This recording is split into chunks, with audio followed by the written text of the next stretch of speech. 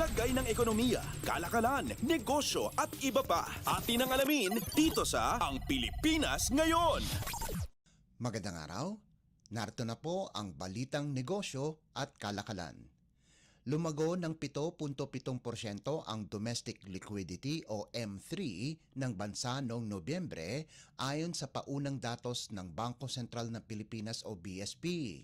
Umabot ito sa humigit kumulang 18.1 trilyong piso, mas mataas kumpara sa 5.4% paglago noong Oktubre. Sa buwan ng sukat, tumaas ng 1.7% ang M3.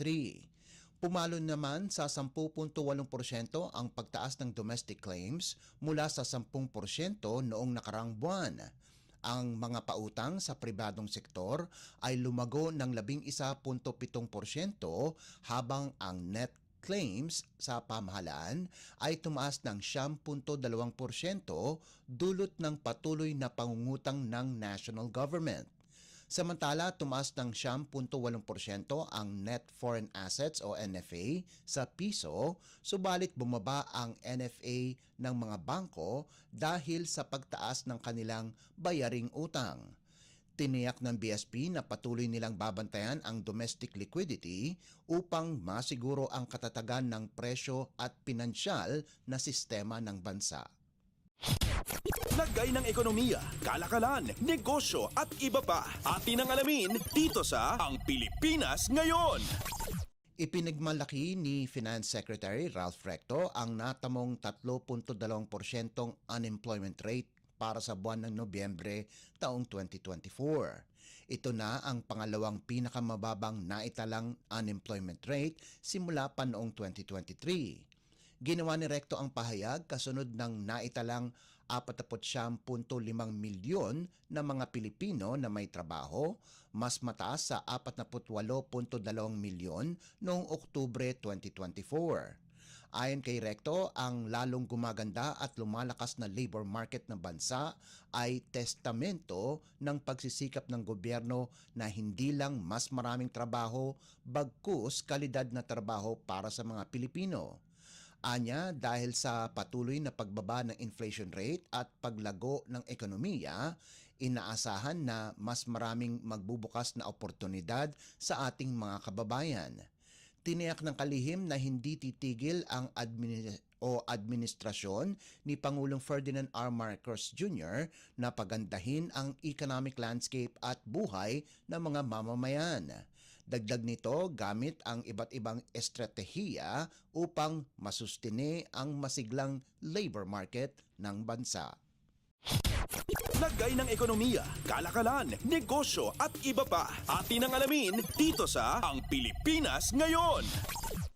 Pinalawak ng Securities and Exchange Commission o SEC ang mga uri ng entity na maaaring maging accredited ng Personal Equity and Retirement Account o PERA administrators matapos aprubahan ang mga bagong regulasyon nito. Sa ilalim ng SEC Memorandum Circular, nagbigay ang ahensya ng mga alituntunin sa akreditasyon ng pera market participants.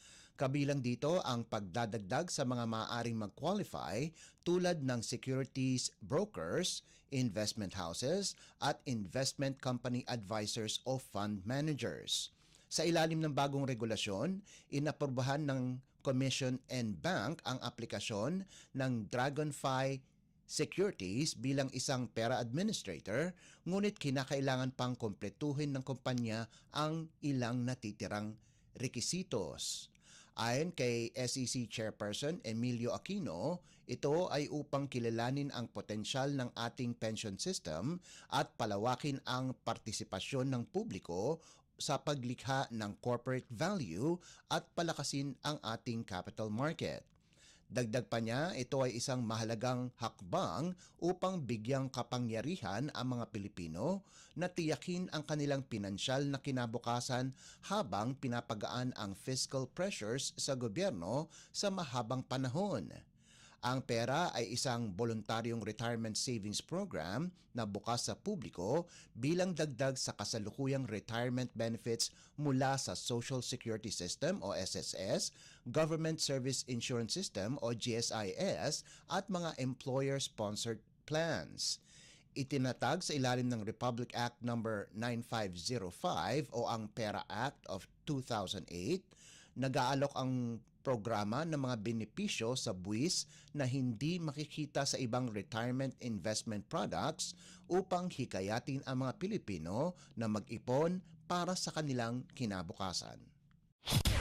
Lagay ng ekonomiya, kalakalan, negosyo at iba pa. Atin ang alamin dito sa Ang Pilipinas Ngayon.